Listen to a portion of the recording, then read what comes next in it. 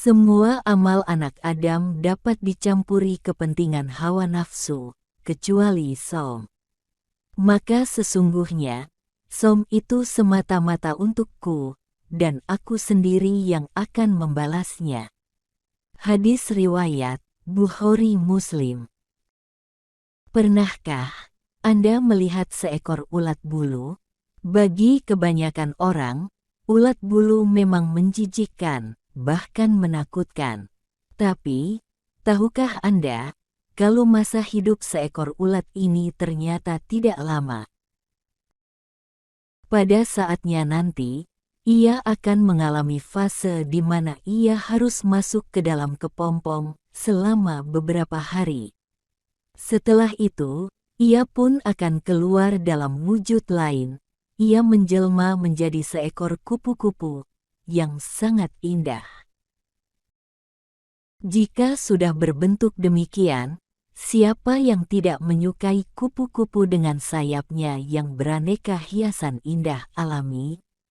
Sebagian orang bahkan mungkin mencari dan kemudian mengoleksinya bagi sebagai hobi, hiasan, ataupun untuk keperluan ilmu pengetahuan. Semua proses itu memperlihatkan tanda-tanda kemahaesaan Allah. Menandakan betapa teramat mudahnya bagi Allah Azza wa Jalla mengubah segala sesuatu dari hal yang menjijikkan, buruk, dan tidak disukai, menjadi sesuatu yang indah, dan membuat orang senang memandangnya. Semua itu berjalan melalui suatu proses perubahan yang sudah diatur, dan aturannya pun ditentukan oleh Allah, baik dalam bentuk aturan atau hukum alam, sunnatullah, maupun berdasarkan hukum yang diisyaratkan kepada manusia, yakin Al-Quran dan Al-Hadis.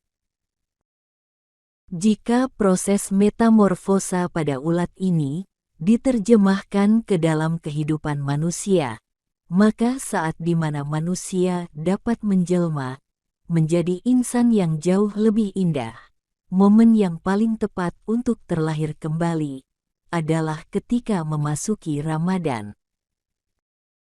Bila kita masuk ke dalam kepompong Ramadan, lalu segala aktivitas kita cocok dengan ketentuan yang berderajat mutakin, yang memiliki akhlak yang indah dan mempesona. Inti dari ibadah Ramadan ternyata adalah melatih diri agar kita dapat menguasai hawa nafsu.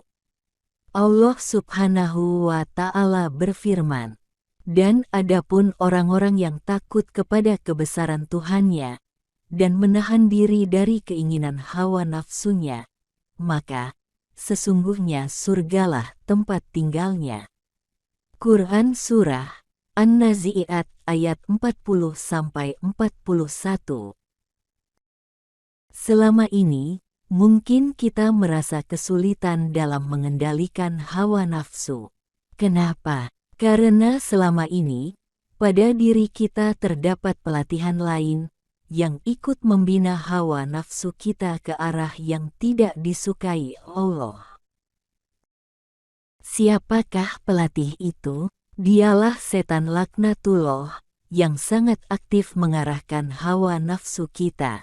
Akan tetapi memang itulah tugas setan. Apalagi seperti halnya hawa nafsu, setan pun memiliki dimensi yang sama dengan hawa nafsu, yakni kedua-duanya sama-sama terlihat. Sesungguhnya, setan itu adalah musuh yang nyata bagimu, maka anggaplah ia sebagai musuhmu, karena setan itu hanya mengajak golongannya, supaya menjadi penghuni neraka yang menyala-nyala. Demikian firman Allah dalam Quran Surah Al-Fatir ayat 6. Akan tetapi bersyukur karena pada bulan Ramadan ini, Allah mengikat erat setan terkutuk, sehingga kita diberi kesempatan sepenuhnya untuk bisa melatih diri mengendalikan hawa nafsu kita. Karenanya, Kesempatan seperti ini tidak boleh kita sia-siakan. Ibadah saum kita harus ditingkatkan. Tidak hanya saum atau menahan diri dari hawa nafsu perut dan seksual saja, akan tetapi juga semua anggota badan kita lainnya, agar mau melaksanakan amalan yang disukai Allah. Jika hawa nafsu sudah bisa kita kendalikan, maka ketika setan dilepas kembali, mereka sudah tunduk pada keinginan kita. Dengan demikian, hidup kita pun sepenuhnya dapat dijalani dengan hawa nafsu yang berada dalam keridoannya. Inilah pangkal kebahagiaan dunia akhirat. Hal lain yang paling utama harus kita jaga juga dalam bulan yang syarat dengan berkah ini adalah akhlak. Barang siapa membaguskan akhlaknya pada bulan Ramadan, Allah akan menyelamatkan dia tatkala melewati sirah, di mana banyak kaki tergelincir. Demikian sabda Rasulullah Shallallahu Alaihi Wasallam. Pada bulan Ramadan ini, kita dianggap sebagai tamu Allah. Dan sebagai tuan rumah, Allah sangat mengetahui bagaimana cara memperlakukan tamu-tamunya dengan baik. Akan tetapi sesungguhnya, Allah hanya akan memperlakukan kita dengan baik jika kita tahu adab dan bagaimana berakhlak sebagai tamunya.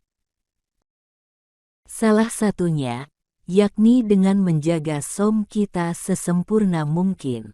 Tidak hanya sekedar menahan lapar dan dahaga belaka, tetapi juga menjaga seluruh anggota tubuh kita ikut saum.